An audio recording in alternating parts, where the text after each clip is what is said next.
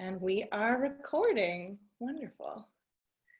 All right. Well, shalom and good evening to everybody. I am Rabbi Leah Berkowitz of Congregation Kol Ami in Elkins Park, Pennsylvania.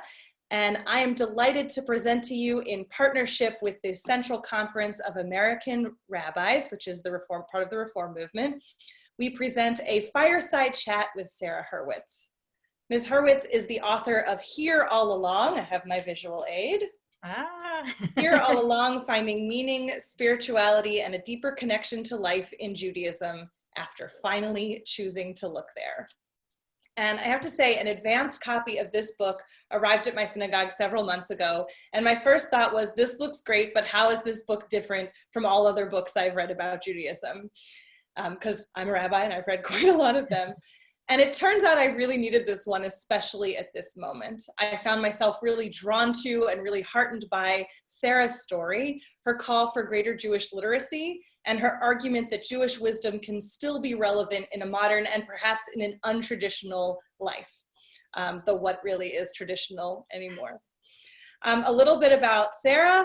From 2009 to 2017, Sarah Hurwitz served as White House speechwriter, first as senior speechwriter to the President Barack Obama, and then as head speechwriter for First Lady Michelle Obama. Prior to serving in the Obama administration, Sarah was chief speechwriter for Hillary Clinton in her 2008 presidential campaign. She is a graduate of Harvard College and Harvard Law School. And I wanted to let everybody know that neither Sarah nor Congregation Kol Ami nor the CCAR are charging anything for this program. And so in lieu of an honorarium, Sarah has asked us to make contributions to Mazon, a Jewish response to hunger. And I am putting that in the chat box right now, if it lets me, or to your local food bank. And we also encourage you to purchase copies of Here All Along from your local independent bookstore, which for us locally is Open Book Bookstore or Big Blue Marble Bookstore, or from your favorite online retailer, Zoom Brain. Okay, and finally, since your Jewish institutions have been working overtime to bring you learning, worship, and pastoral support during this crisis, we encourage you, if you are able and have the resources, to support whatever your favorite Jewish institution is, whether that is the synagogue you attend, the synagogue you don't attend, the summer camp you went to growing up, or your local Jewish Federation or Jewish Community Center. And there's also many virtual Jewish communities that are supporting us during this time online. So it doesn't matter where, but please support your Jewish institutions so that they can keep going. And I think Sarah's gonna tell us a couple of reasons why. So we are recording, and there is a button on the bottom of your screen that if you'd like to ask a question, we're gonna go through a few questions that have been pre-selected for Sarah. At the end of that, we will take questions from all of you, so you can put them in through the Q&A function. And it's now my pleasure to begin our conversation with Sarah Hurwitz. So for starters, tell us how you got to be the head speechwriter for Michelle Obama. What was it like to work for her, and give us a behind the scenes look?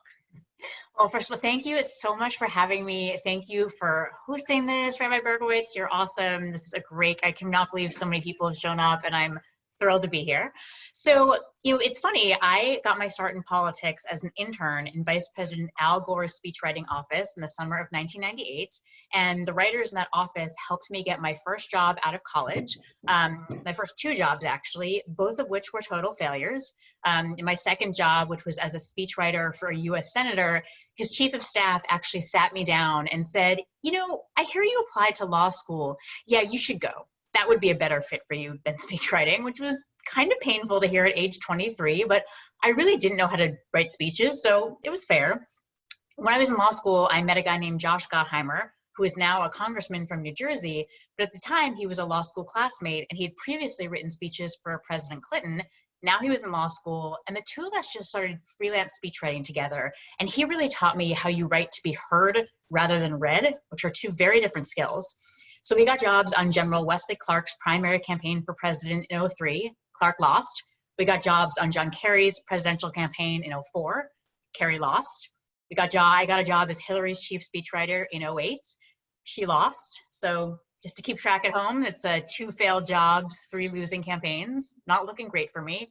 But then I was very lucky. I got hired on then Senator Obama's campaign for president in '08, and he won.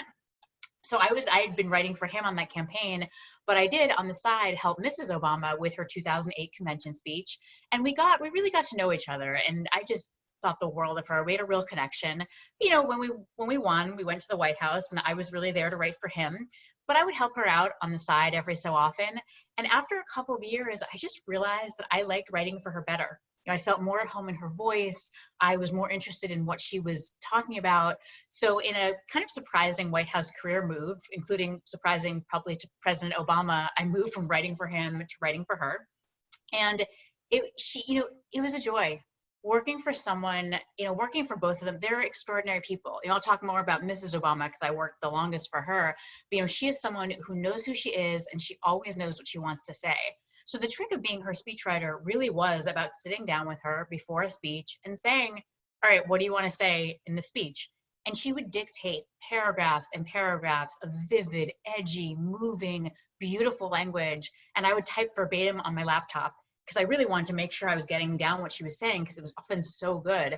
And then that download would become the basis of a draft. So I'd shape it into a draft. I would then send it around to probably 50 different people in the White House, policy experts, fact checkers, lawyers, communications people. We were very concerned with accuracy in the Obama White House and with always telling the American people the truth. So every line of every speech I ever wrote was scrubbed by just teams of experts and fact checkers to make sure that it was correct. I spent a lot of time going back and forth with these people, haggling over the precise wording of a sentence, over which number was more fair and accurate. We took this very seriously.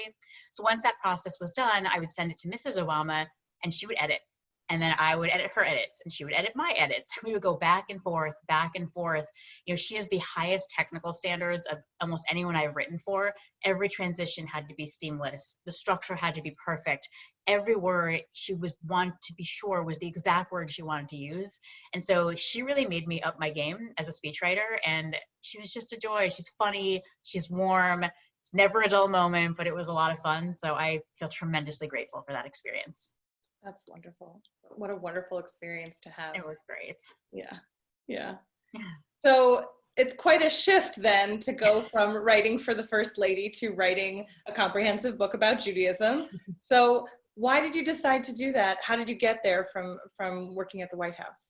Yeah, I grew up maybe like some of you on this call where Judaism for me was 2 very dull, largely incomprehensible services at Rosh Hashanah and Yom Kippur, and then a very boring Seder. And I just, by the time I had my bat mitzvah, I just really felt like there was nothing to see here. I figured if I wanted meaning or spirituality or connection, I would have to find it elsewhere. I was a cultural Jew. I was proud to be Jewish, but I didn't really think Judaism had any wisdom that was particularly relevant to my life because all I'd seen of it are these 2 services in Seder. Fast forward 25 years later, I broke up with a guy I was dating at the age of 36. I had a lot of time on my hands, and I happened to hear about an Intro to Judaism class at the local Jewish community center. And I really signed up just on a whim. I was just looking to fill time. Could have been a karate class or a painting class. I just really wanted to get out of my apartment and not be lonely. So I signed up for this class thinking, I should learn something about Judaism. I know nothing. I go to the class and I was blown away by what I discovered. There was so much wisdom here for how to be a good person, how to lead a really worthy, meaningful life, and how to find profound spiritual connection, none of which I had seen in those 2 boring services. I was sort of shocked. I almost felt a little bit betrayed. Like, where has this been all my life? So I took another intro class. I then read hundreds of books. I started attending week-long silent Jewish meditation retreats. I did so much learning. And what I found was that it was very hard for me to unearth Judaism's deepest insights as an adult. I found that there were so many excellent intro books, like really nuts and bolts, how to light the Shabbat candles, what's the difference between Reform and Conservative and Orthodox. And that's great, very helpful for the basics. And then there were these super sophisticated books on one tiny area of Jewish law, and they were 900 pages long. And like, girl, I was just like, all right, I slogged through them, but no one should have to do that. What I really struggled to find were a lot of books where I've heard people unearthing what I think are just the deepest, most transformative wisdom in Judaism. The insights that really make you rethink how you live your life every day, not just a few times a year, not just once a week, but every hour of every day. I wanted to find the most radical, countercultural, life-transforming wisdom that Judaism offers, and it offers so much. So once I did the thousands of hours of work of digging up what I thought that was, I thought, like, I want to share this with people. I want to do so in a way that's engaging and fun to read and moving, and that will make you laugh and cry and just not be boring. And so that's what my book is. It really is a book. And it's funny, I originally wrote it for Jews like me who were kind of, disengaged. But the funny thing is that so many very observant Jews have, so many Orthodox Jews have said to me, oh, this book is really for me. It's like, that's funny. That's not what I was thinking. And they said, no. Like this, I don't agree with some of what you write, but you have this fresh take. You have these different insights that I didn't necessarily get in my education. And this is interesting. So that to me was really exciting. So I've gotten, feedback from just Jews of all different backgrounds and plenty of non-Jews too, who've said, like, look, I'm not Jewish, but your chapter on God is fascinating. Your chapter on Jewish ethics, I had not thought of this, or your chapter on death really helped me when I was mourning my mom. Like, all of these Jewish mourning rituals are so powerful. Gosh, I wish we had these in Christianity.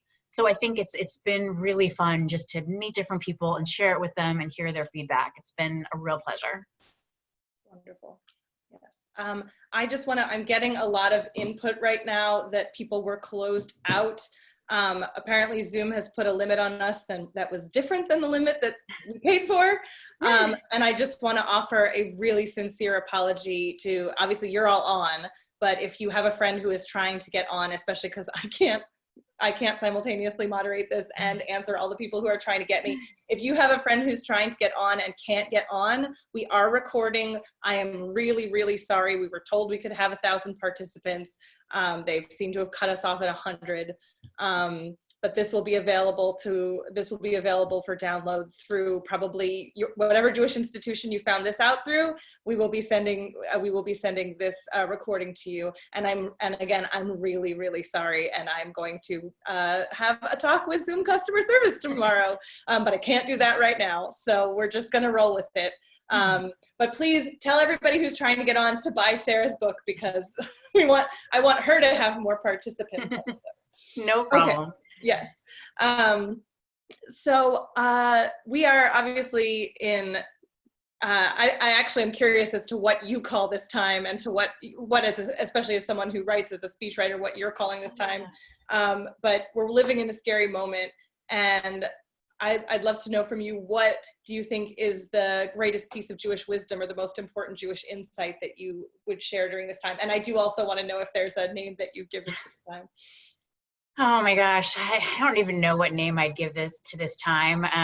It's a great question. It's, I guess, just terrible would probably be my word that I would use for it. But I think one of the most powerful Jewish insights, especially right now, is the idea that we're all created in the image of God. And I don't care if you believe in God, don't believe in God, that's not really relevant to understanding the meaning of this idea, which, as a rabbi named Yitzhak Greenberg so beautifully puts it, he says that the idea that we're created in the divine image, what this means is that we're all infinitely worthy. Each of us is equal to everyone else, and we are all totally unique. There is no one else like us on this planet. And, there's almost no one on this call, I don't think there's anyone on this call, including me, who really, really believes that, who really lives by that. I mean, think about the number of times that all of us have walked by someone on the street who said, hey, can you help me out? Can you spare $1? And we said, oh, I'm sorry, sir, not today. And we've kept walking. If that person had been a celebrity who we recognized, who was famous, we would have stopped and said, like, of course, like, I would, yes, can I get your autograph? Like, can I get a picture with you? So cool. How can I help you? We don't fundamentally think a celebrity and someone who's really struggling are infinitely worthy and equal and unique. We value people differently in our society based on their wealth, their status, their beauty, their fame, their accomplishments. And I think Judaism's core insight is that no, actually, we are all infinitely worthy and unique and equal. And that feels like a particularly important insight right now as we are making decisions that are going to cost lives. And I think that we have to really do some deep thinking about, do we value different lives Do we value some lives differently than other lives in our country? And the answer is yes. Spoiler alert, the answer is yes. That's a real problem in a Jewish sense. That's a real problem. Judaism is not comfortable with that. So I think trying to really internalize that wisdom in how we live our lives and how we create our policies, I think is particularly important right now. Yes, and it's interesting. I heard you speak about your book a couple of, maybe sort of at the beginning of this time, and I think it's become even more apparent this this disparity in how we treat human beings and how we see some life as more valuable than others, or even some conveniences to be more valuable than people's lives, which is exactly. I mean, you know, I often say, like, if you walked by a laptop on the street, you probably stop and say, like, whose laptop is that, right? That laptop is valuable in a way that maybe you think certain human beings aren't, right? And we're all, I'm speaking of myself, we're all guilty of this. It's also ingrained in, I think, our modern culture, but, you know, that is, Judaism has a very different view of that. So we're going to talk a little bit about Jewish spirituality, especially because that might be an avenue, especially people who chose to join us this evening might be looking down right now. It might be something that we're seeking newly or something that we've always been interested in. So we often say the word God in prayers in our synagogues, but Jews don't talk about what we mean by that very often. And I will say even rabbis don't always talk about what we mean by that very often. So what does the word God mean to you?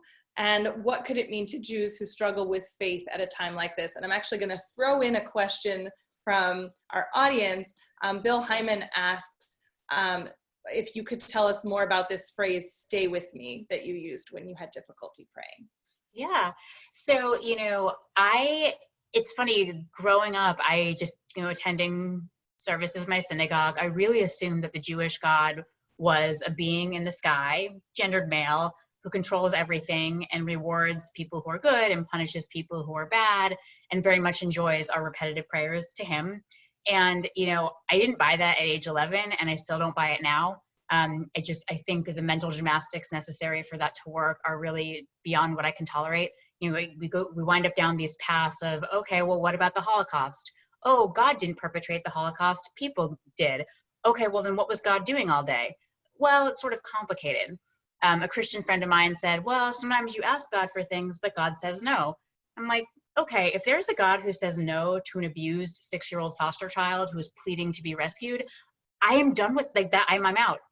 I'll spend my life fighting that God. You know, that God to me does not exist. I don't think it's true. Daily reality disproves that. So I thought, okay, well, I'm an atheist, I'm agnostic, I can't be spiritual, right? You're either, that's God and there are no other options. Turns out, growing up and learning about Judaism, that's actually not the case. Something that I love about Judaism is we have a fundamental theological humility where there is no one dogma or definition or creed of God that's universally accepted in Judaism, because I think we have the humility to say that we are talking about something that is so much bigger and vaster and deeper than our tiny little human minds can clearly articulate. And the minute you do start saying God is this and thinks this and wants this, you really are engaging in a form of idolatry, which is a very big no-no in Judaism. So what you have in Judaism instead is a series of different conceptions that Jews over the centuries have articulated. You have the mystics who say that everything is God. You're God, I'm God. The idea that there's any barrier between us is an illusion. You know, that man who I passed by on the street, he is God. Well, once you start thinking that way, you know, it can be kind of transformative. There's Martin Buber who says that God is what arises between two people in deep human relation who are being fully vulnerable to each other and, you know, truly contemplating each other's humanity. What arises in that moment of deep connection is God. There's Mordecai Kaplan who says that God is the process by which we all become our highest and truest selves. None of these is a being in the sky controlling everything, nor is any of them some complete theology that you have to accept or reject. What I think these all are people just, they're expressing their own conception or their own experiences of the divine, just like the people who wrote the Torah, our key holy text, just like the people who wrote hundreds of years of commentary on the Torah, known as the Talmud, right? They were all articulating their notions of God, and there's no systemic theology in any of that. I mean, look at the Torah. You have God who's at moments all powerful and very, you know, angry and just, and then you have God who seems actually powerless. You know, human beings are doing all these things that this God did not intend, and this God is totally frazzled. these are very different conceptions of the divine. So I think once I understood that humility and that sense that actually there's some real complexity and richness here, that was really helpful to me.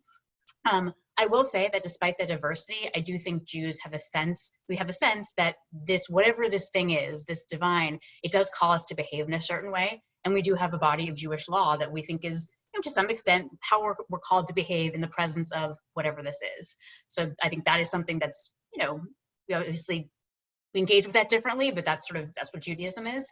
I also think having experience is very important. I think attending my first silent meditation retreat, which I was very skeptical of, but yet turned to be this transformative experience of a week of prayer and meditation where my mind got quiet. And I really felt I was getting in touch with something that was just very, very big, but also very intimate, that felt like a force of just this boundless love. And, it was very moving to me and quite surprising. And I think about what Rabbi Art Green, who's written many, many excellent books on Judaism and Jewish spirituality, he said, think of the moment when your child was born, or your parent took their last breath, or you were standing out looking at the night sky, just feeling so tiny in this infinite universe, or you were swept away by a piece of art or music, or in a moment of deep human relation with another person. We've all had these moments that feel transcendent. And when those are experiences that I think some of us would say feel different than everyday life. And when you actually look at some of these Jewish theologians and thinkers, a lot of their theologies are kind of articulating that feeling. So I think that experience and theology work very well together. I think in terms of my, when I wrote about my book, that one of my best prayers, my prayers tend to be very simple. Right? I think our liturgy is very, very impressive. I find it quite complicated and deep and wow, very impressive, but I don't, it doesn't really do a lot for me a lot of the time. I think it's a lot of words, very complicated. And I think simple prayers like, stay with me, like help, just really basic prayers. I think moments of vulnerability and surrender and openness are very powerful moments when one can feel a connection with something greater, whether it's the divine, whether it's other people. Those moments of just openness and brokenness, I think are very powerful spiritual moments that many of us are struggling with right now. And I think that's actually a moment where spiritual growth and connection can really happen. So I basically think we should talk more about God. I think that if we are going to have a sort of awkward silence in the space where God is, we shouldn't be super shocked when Jews go elsewhere to Buddhism or Burning Man or psychedelic drugs or yoga, therapy, meditation, find places to look, no judgment here, but, we have a lot to say in Judaism, and I really wish we would show them that so that they wouldn't have to wonder. Yes, and actually there is a God-related question from our audience. Deborah Karplus asks, is this relation between God and Judaism unique to Judaism, or is it shared by other religions? And actually, given what you just said, I feel like there are two sides to this question. Do you think that the Jewish people have a unique relationship to God, and then do you also think that our relationship needs to be exclusive in that we wouldn't want to go do yoga or Burning Man to try to connect as Jews? So a few questions. I think that the Jewish relation to God is actually quite different from Christianity, where, if you're a Christian and you say, okay, I no longer believe in God, I don't believe in Jesus, I think it's challenging to say that you're still a Christian. You certainly could say I have Christian values, but those are kind of the touchstones of Christianity. Christianity is a religion. It's just a straight up religion. Judaism is a peoplehood that has a religion. So I can reject every aspect of Jewish religion right now. I'm still Jewish. I can convert to Catholicism. Judaism still considers me Jewish. So I do think our relationship to God is a little bit different than other traditions. Do I think we have like a unique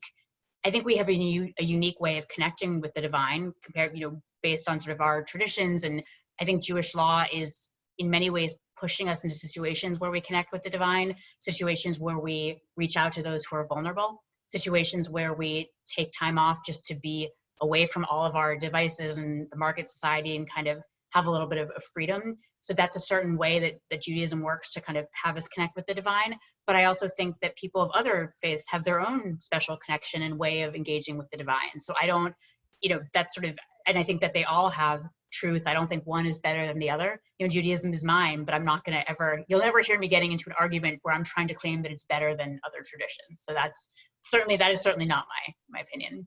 yeah, they all do it differently. And I think each has wisdom to offer. So, so you touched a little bit on prayer and how your prayer is very simple, and that perhaps Jewish prayer, liturgical prayer, is very much more complex. So how do you reconcile that? You know, and especially now when we associate Jewish prayer with the peoplehood, with being in community, how would you suggest? And we're all sort of rabbis who are on this call. We're all experimenting with this. How do we pray, and how do we gather in a time of social distancing? You know, we know how we're thinking about that as rabbis and also as people in synagogues, but how do you think about that from your perspective? I think the first thing to think about it is, I think so often prayer is tied up with some notion of God, and people struggle because they decide, okay, there's a certain kind of God that you pray to, and I don't believe in that God, so I can't pray. You know, the divine that I sense is, I think of God as this source of as the animating source of all life. I think of God as the force that makes for growth and actualization. But I happen to relate to that as a you, because my brain and my heart can't relate to a forest or everything, right? So I don't think God is a being, but I relate to God as a being. All very incoherent and illogical. And I think that's okay. I think that you can actually have no belief in any kind of God or divine, and I think you can still pray.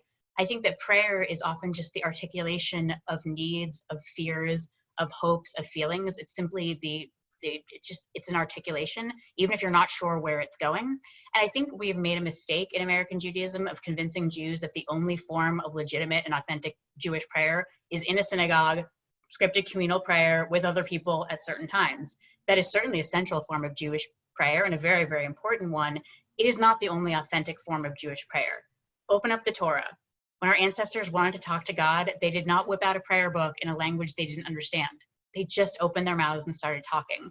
That kind of personal, spontaneous, unscripted prayer is a very Jewish tradition, right? So that is something that you can do, even if you don't know what you're praying to. It doesn't matter. I don't think that's really relevant. I think that it can be very helpful just to speak out what you're feeling.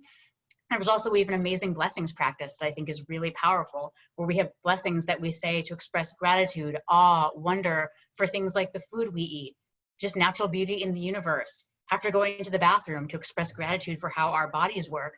That kind of hourly, daily cultivation of gratitude and awe and wonder is an amazing spiritual practice that you can be doing it anywhere. It doesn't have to be in a synagogue. We have a Jewish meditation practice that stretches back many, many centuries. You know, I sometimes hear them, people saying, well, you know, Jewish meditation, that's Buddhist, and we've just kind of ripped it off. It's like, that's not true. There is a Jewish meditative tradition, and sure, a lot of modern Jewish meditation spaces, they borrow from Buddhism because there's lots of great techniques and ideas there, but this does have Jewish roots. So I think there's I think the first step is to realize there are so many different ways to pray, and there's so many different spiritual technologies. I think the second thing is also just, just to realize that if you do want to, if you are going to want to engage with the siddur or prayer book, I think that's great. There's really, these prayers are old and they're beautiful, and there's a lot of complexity to them. I think it's actually can be very helpful to just have some sense of the richness and complexity to them, so that when you read the Amidah, which is the kind of a really central prayer, we say it all the time in a synagogue, that prayer, the first blessing of it ends with the phrase "Shield of Abraham," which is a very distinctive phrase. It actually comes from the Torah in a moment where God comes to Abraham, says to him, "I'm giving you the promised land." Abraham says, not, "Wow, I can't believe it, thank you." Abraham says, "Well, how am I now? How am I to know if I'm going to possess it?" Right? It's like doubt, it's disbelief. That our central prayer begins with a moment of doubt should give you a sense at the richness of Jewish liturgy.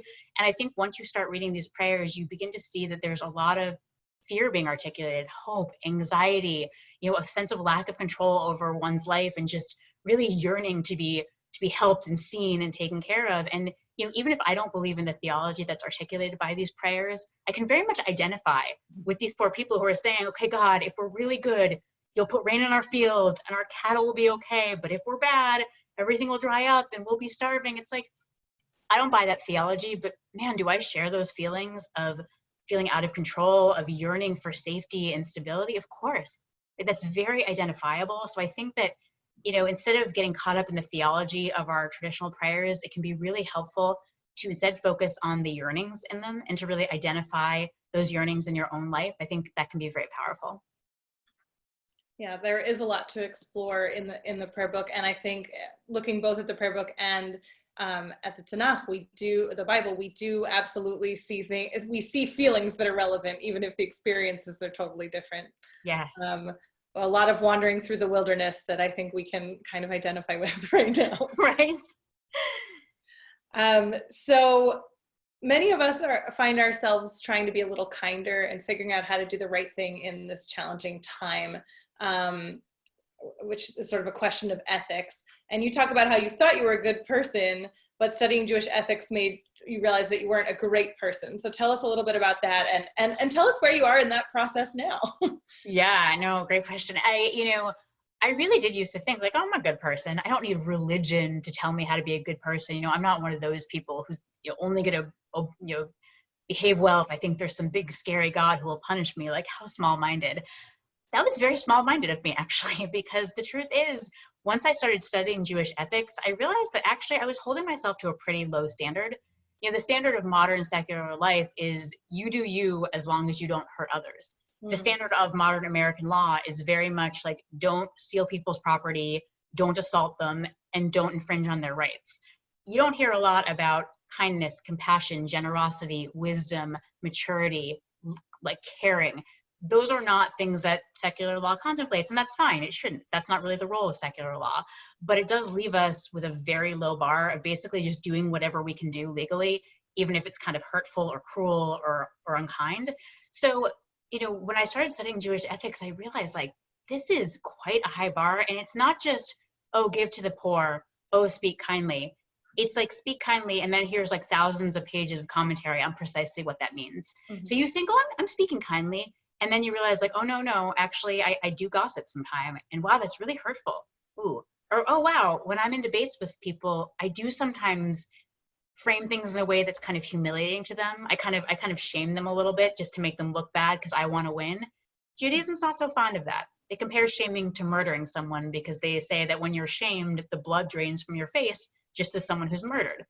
You can say that's hyperbole, but if you think back to a time when you were as a child humiliated, publicly humiliated, you can still feel it today. It's still there, right? That shame leaves a very deep trace. So I think seeing this really very high ethical standard is quite powerful to me. And I think especially the Jewish thinking around speech feels particularly relevant today. The line from Psalms that life and death are in the tongue, or in the power of the tongue. Seeing crazy conspiracy theories, social media, gossip, lies, shaming, all this stuff spreading, it's costing lives. Right? This is really serious. Abraham Joshua Heschel said the Holocaust didn't begin with crematoriums or weapons. It began with words. It began with slander, with defamation, with propaganda. Right? The power of words, just cannot be overstated. So I think that's something that Judaism really urges us to look closely at. I also think the Jewish thinking around chesed, which means loving kindness, feels particularly relevant right now. And I think back to before I started studying Judaism. If someone I knew was sick or had lost someone they loved, of course I'd send an email, I'd send flowers, maybe a text. But what I'm reading in Judaism, it's like it makes very clear, no. You have to show up for that person physically. Visit them at home, visit them in the hospital, show up at the funeral, show up at the shiva. We are demanded to show a ministry of presence to others, which is what chaplains refer to it as. And we can't do that now. That's not safe. But I still think we can't be with people in person, but I do still think we're commanded to show this ministry of presence, to be checking in on each other, not just with like a text every 2 weeks, but really reaching out and saying, hey, are you okay? Can I talk to you? Can I check in on you? I love the story from the Talmud about these 3 rabbis, where it's like Rabbi A gets sick, Rabbi B shows up, takes his hand and heals him. Then Rabbi B gets sick, and Rabbi C shows up and takes Rabbi B's hand and heals him. And the question is, wait a second, if Rabbi B could heal Rabbi A, then why didn't Rabbi B just heal himself? Why did he need another rabbi to show up and heal him? And the answer is that the prisoner cannot get himself out of prison. And I think we all become imprisoned in the confines of our own sadness, anxiety, loneliness, despair, confusion, and we need other people to come and be with us and break us out. So I just think that is just such an important ethical idea that doesn't really get enough attention in secular society. And there's so much more to where that came from. So as to where I am now, like, you know, nowhere near meeting that high bar. And I don't think any of us are. I think it's an aspirational thing, and should never be a source of shame. You know, for me, it's a source of, you know, when I feel like I'm not meeting it, I think, okay, I'm not living up to this true goodness that I am. I'm not living up to my truest self here, as opposed to, oh, I'm a bad person, I've screwed it up. It's more like, you know what, I need to make tshuva. I need to return to my true good self by living up to these standards. So I think, you know, coming at it with a real approach of love and kindness and not shame is important. Wonderful. And I'm curious, given the high bar, so we're seeing a lot of this now of like, I should be able to do whatever I want. I should be able to do me, and not even with if I'm not hurting anyone.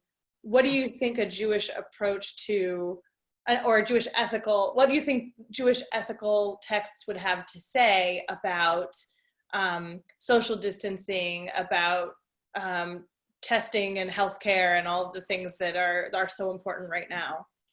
Yeah, so it's so debated right now. Yeah. Right. I mean, I'm certainly not qualified. I feel like I'm not qualified to answer that question, because it really is a question of Jewish law, and someone, you know, that would take a lot of research and to actually give a really sophisticated, thoughtful answer.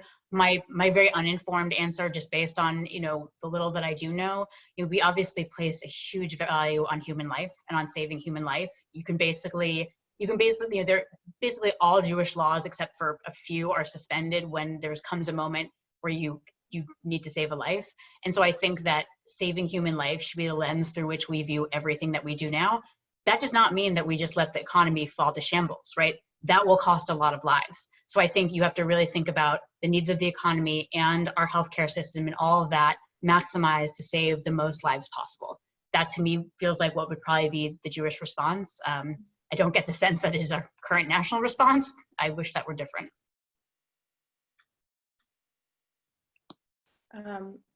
Okay, so, and yes, I do see that there are questions in the chat and that there are hands raised. We have a few questions that we're getting through first, and then we're gonna turn it over to you. You've said, and I was really excited to hear a layperson say this, that you think the biggest challenge the American Jewish community faces today is literacy. So talk more about that and how we address that challenge, and through supplementary education, day school, experiential education. Is there a magic bullet, or what do we do? Yeah, you know, I think it's stunning that if you approach the average American Jew, which was me 6 or 7 years ago, and you ask them 3 questions. Number 1, what does Judaism say about God? Oh, man in the sky, controls things. I don't know. Okay, cool. Number 2, what does Judaism say about what it means to be a good person? Tikkun olam, tzedakah. It's like, okay, every religion actually says to help the poor. It's not. Every religion's about social justice. That's not really a great answer, but okay. What happens, the third question, what happens after you die? I say, like, I think there's no heaven, or maybe no, you know, again, we actually have a lot of thinking about the afterlife. These are 3 of the most important questions any human being can ask about their life. And if the average American Jew has no idea how to answer them, that's a real problem. It's a real problem, right? Like, I think that we've really kind of sold Jews on this like yearly Judaism, which is like, you know, you show up a few times a year, you have this kind of, you know, it's a fine experience, right? It's warm, it's nostalgic, you're with family, it's beautiful. It doesn't have spiritual meaning. It's not supposed to be deep or life transforming. But like, there is so much deep and life transforming stuff in Judaism that they don't know about. And so I think we've almost kind of shrunk Judaism into an ethnic Judaism, which doesn't even make sense, because Jews are literally every ethnicity and race. So that I don't even know what people say when they say I'm an ethnic Jew. But you know, it's sort of almost like being Irish or Italian was 120 years ago. That's a 3 to 4 generation bet in America. You know, no one defines themselves by being Irish American or Italian American anymore. And it really worries me when I hear someone say, well, you know, I'm Jewish by heritage. I'm a cultural Jew. Because that, again, we're at generation 3 or 4, and that's not sustainable. You know, if being Jewish is sort of the equivalent to showing up at a St. Patrick's Day parade or having a good pasta sauce recipe, It's not going to last. And, what a terrible disservice to 4,000 years of wisdom about the human condition, to beautiful holidays and rituals that really can tremendously enrich our lives, to just all of these, these traditions that we have that are so powerful. But if we don't understand them, if we don't really know what we're doing when we perform them, that's a real loss. And I don't think it's sustainable. And in terms of Jewish education, I have no idea how to educate kids, but I actually don't think that's the problem. I think the problem is that most of us, like me, very much like me, we stop learning at age 13, 20 years later, we have kids, and we say, well, someone has to make this kid Jewish. It's not going to be me because I don't know anything. So I'm going to dump the whole project of making this kid Jewish on some Hebrew school teachers and a rabbi, and I'm going to give them 2 hours a week.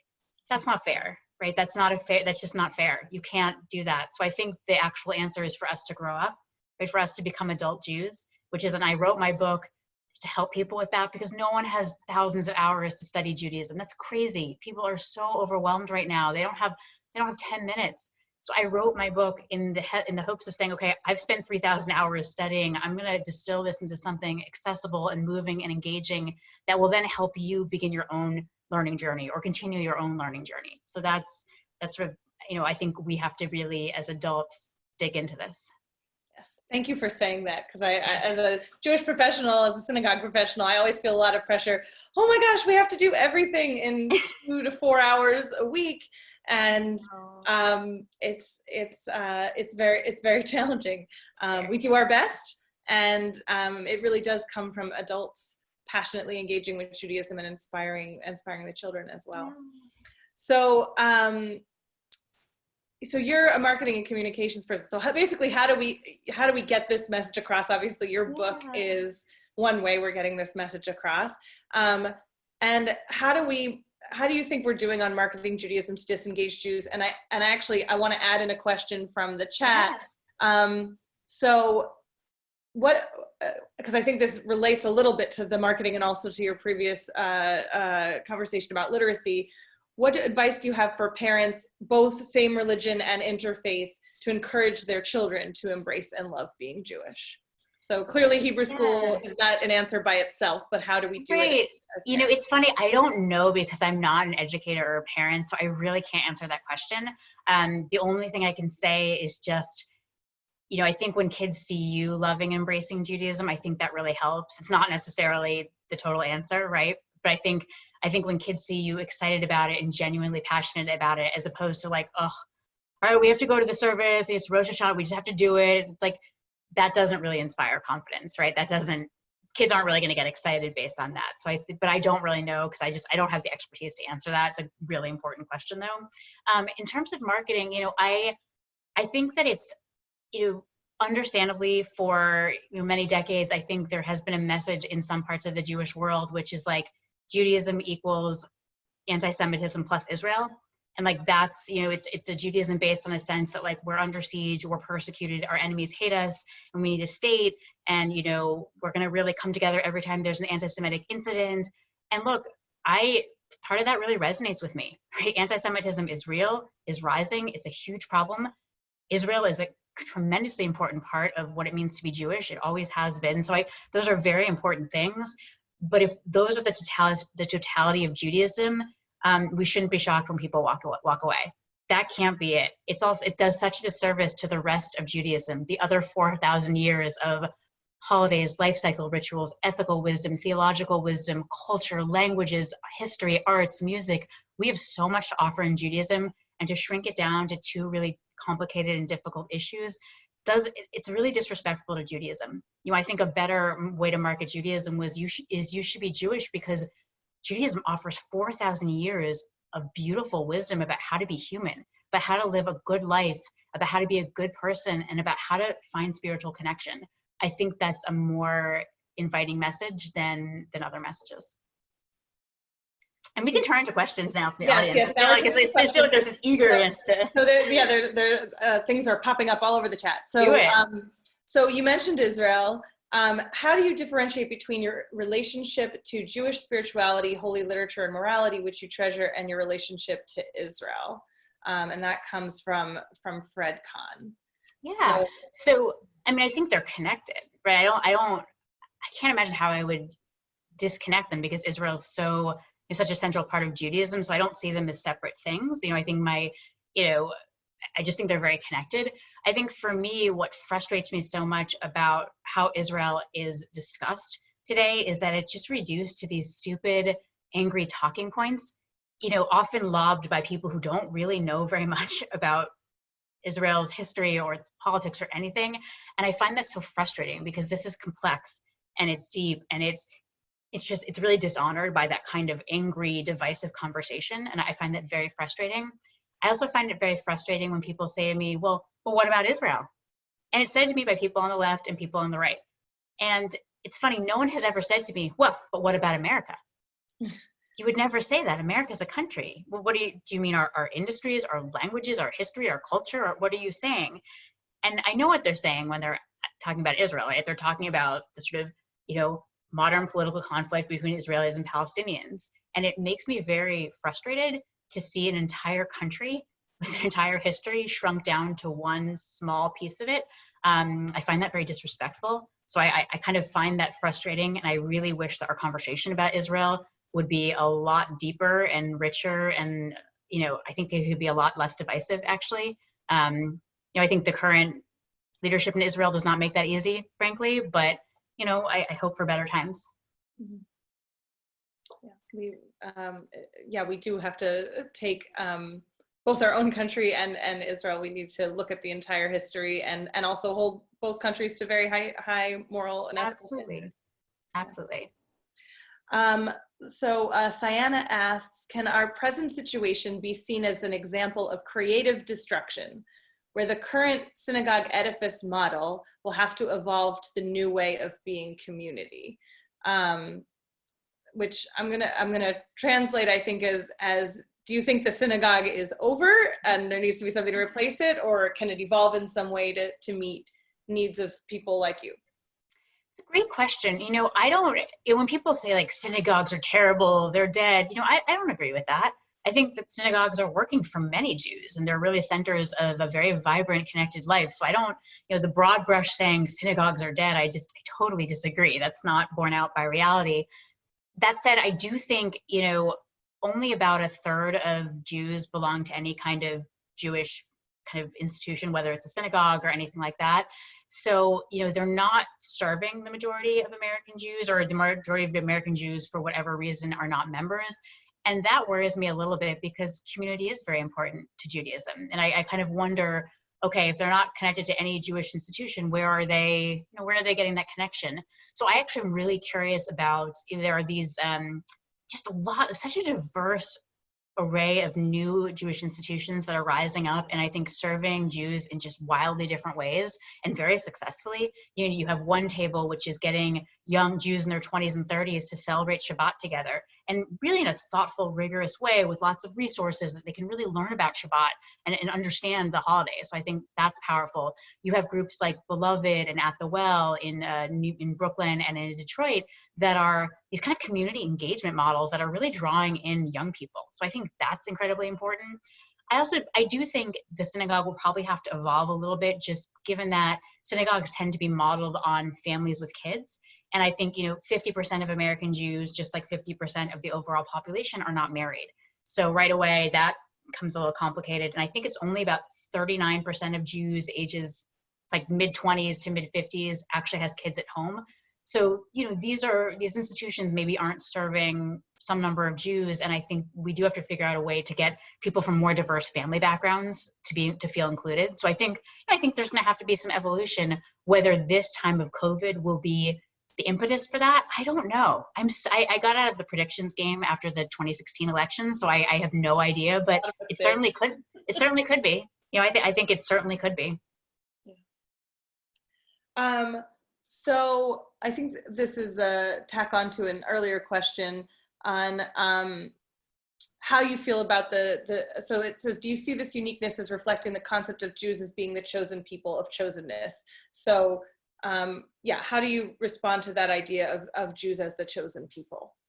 Yeah, I think it is, I think people kind of misunderstand that in a very chauvinistic way. And sure, you can see strains in Jewish history where Jews 1,500 years ago or 1,000 years ago who were being terribly persecuted said, no, we're the chosen people. Like God has chosen us specially. We are superior to other people. I don't think that's true. I think what I do think is true is I think every religious tradition feels that it is chosen for a particular relationship to the divine. It feels that it's sort of part of their very special relationship to the divine that their religion kind of dictates and they follow. And I think that's fine. So I think if you kind of understand it that way, I think it's totally fine.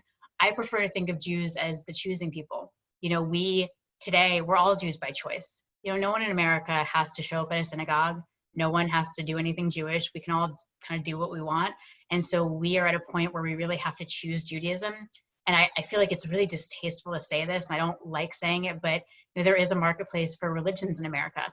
You can choose any religion you want. You can choose no religion at all. And I think, it's tough to I think we're just beginning to adjust to the fact that, Jews are no longer do Jewish things out of just guilt and obligation. They're going to do Jewish things if they're meaningful and transformative. And I think we really have to rise to that bar. So thank you. I'm going to try to allow, so we have one hand raised. So I'm going to see if I can allow Juliana to talk. All right. Juliana, do you want to ask your question? Oh, wait. Unmute.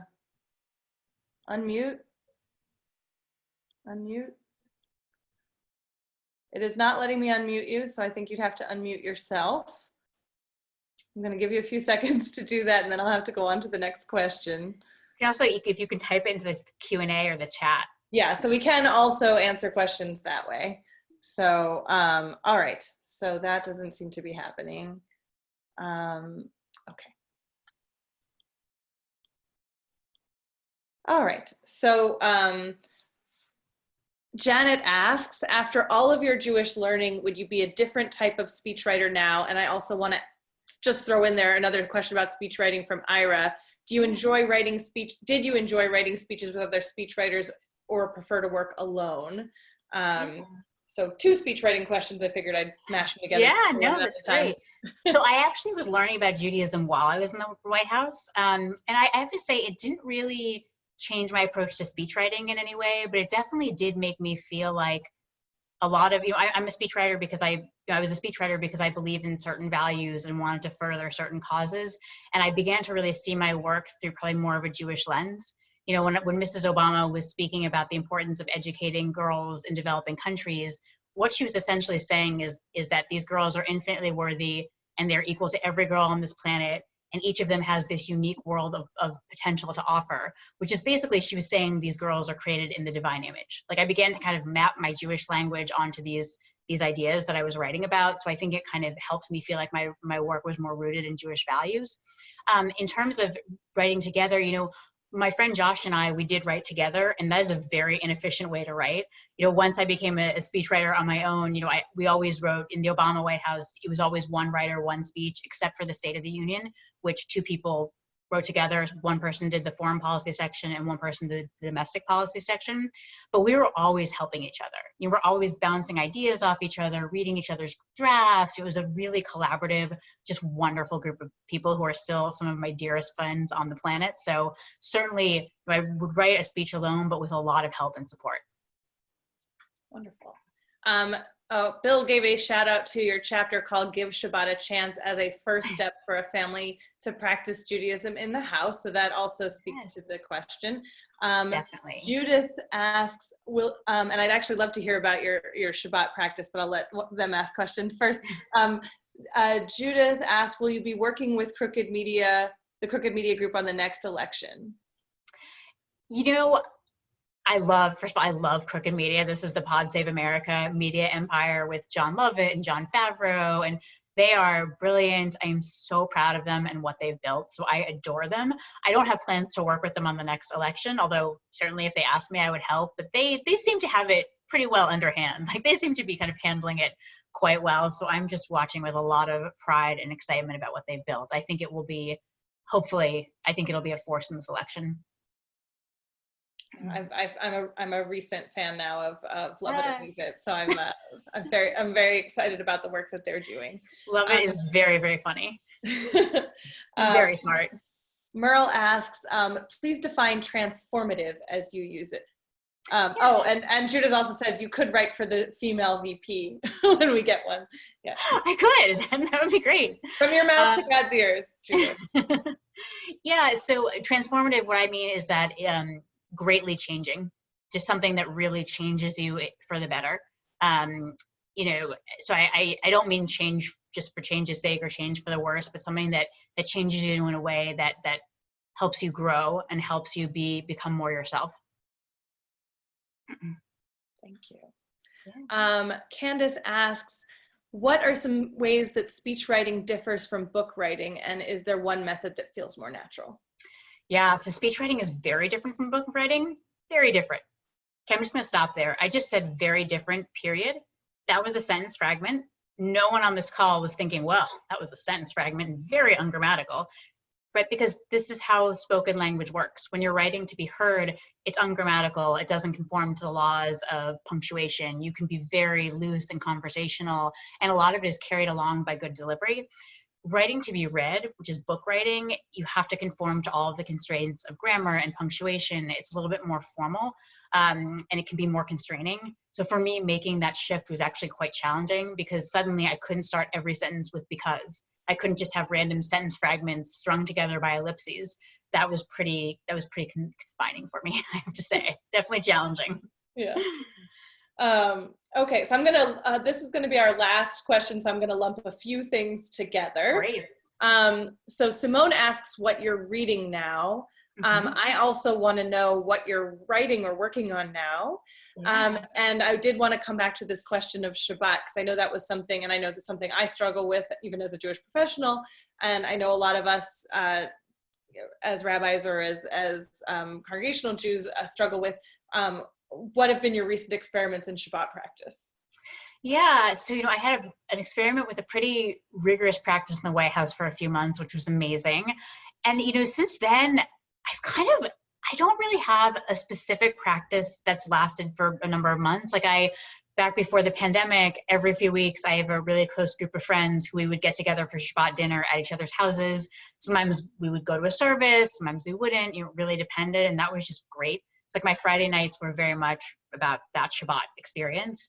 Now that that's gone, I haven't done online services, although they look great. And I think there are a lot of great ones out there, but I have tried to make Friday night a really special night. And also Saturdays, I really try to not work, just try to kind of take off, get away from the news. But sometimes I work. It's not, I have not kept up with a rigorous practice. And it's actually something that I miss and I think I'd like to get back into. And I think this is something I think people sometimes feel very intimidated by starting any kind of Jewish thing. They think it's either all or nothing. Like I have to do the whole thing and it has to be perfect, or I just shouldn't try. And that's just not true, right? You can do a little bit. You can try something and it doesn't work. You can try something else, right? It's not all or nothing. So I think that message is really important. In terms of what I'm reading and writing, I'm reading Rachel Kadish's wonderful book, The Weight of Ink. It's just a beautiful novel with Jewish themes and just so brilliantly written and researched. And what I'm writing is I'm trying to write a book proposal for a book about what Judaism has to say about God, the divine, spirituality, kind of in that vein. It's going slowly. It's definitely challenging to focus right now, but that's what I'm doing now. And yeah, we'll see what happens with that book. But as Rabbi Berkowitz said, my first book is available. I also wanted to say it's on Kindle and audiobook as well as a hardcover. So if you are just not in a space where you can be reading right now, which I think may be true for some of us, I've heard a lot of people tell me, look, I just can't focus on a book right now, but I could listen to the audiobook for a few minutes every day. Great, right? That is why it's for. I recorded it myself. You can get it. Everything's on Amazon, your local bookstore for sure, wherever you get it. So it's many different formats available. That's wonderful. Thank you so much, Sarah Hurwitz. I'm putting a few things in the chat box that are coming up. So you can copy and paste those somewhere so that you can engage with them later. I want to thank Sarah Hurwitz for this incredible conversation, to everyone for participating in the webinar. If you know somebody who got closed out of the webinar, please send them my deepest apology, and I will do my best to do teshuva and fix the challenge. And there will be a recording available. And thank you, Sarah, for giving us permission to do that. I wanted to let you know about a couple of wonderful learning opportunities coming from the CCAR and the CCAR Press. On Tuesday, May 19th at 7:30 Eastern, Rabbi Mary Zamor, author of The Sacred Exchange, Creating a Jewish Money Ethic, will speak with Rabbi Nicole Auerbach about hoarding toilet paper, coveting versus contentment. And I actually think that's a really nice dovetail into what Sarah was talking about this evening, because it's talking about how we apply Jewish values to a challenging situation that we're in today. And on Tuesday, May 26th at 7:30 Eastern, I'll be speaking with Rabbi Karen Kadar, the author of Amen, Seeking Presence with Prayer, Poetry, and Mindfulness Practice. And her topic will be Finding Spiritual Depth in a Flattened World. Those are all, both of those events are posted on Facebook on the Central Conference of American Rabbis page. So if you liked this, if you're interested in more content like this, it is probably the easiest thing is to just follow the Central Conference of American Rabbis on Facebook. And the Reform Movement will also be hosting a Tikkun Leil Shavuot, which is an all-night, but in this case only till midnight, study session on Thursday, May 28th. And that link is also in the chat. And please be in touch with your local Jewish institutions. See what they're doing. See if there's something that you can explore. There is one more thing I want to say that I forgot. There is a discussion guide for my book on my website, which is just sarahhurwitz.net, just SARAH Hurwitz.net. And there is the discussion guides for book groups, because I know a lot of people have been just wanting to read this with others. So could just be with your spouse, could be with a group of people, whatever works for you. But there's just lots of provocative and kind of personal questions to get you thinking. So that's why I forgot to mention that. Yes. Oh, that's wwonderful. That will be really good for people who want to continue this discussion.